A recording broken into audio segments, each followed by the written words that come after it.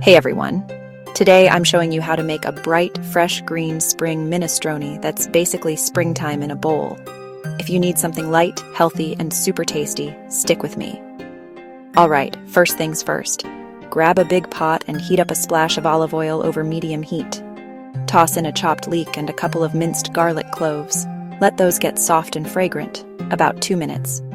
Now, add in diced zucchini, a handful of snap peas, and a bunch of chopped asparagus.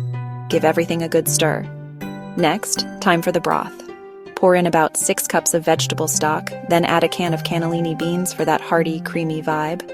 Season with salt and pepper, and if you're feeling fancy, a squeeze of lemon juice for a pop of brightness.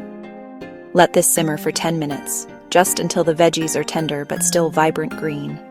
Now for the best part. Toss in a couple handfuls of baby spinach and some chopped fresh herbs like basil and parsley.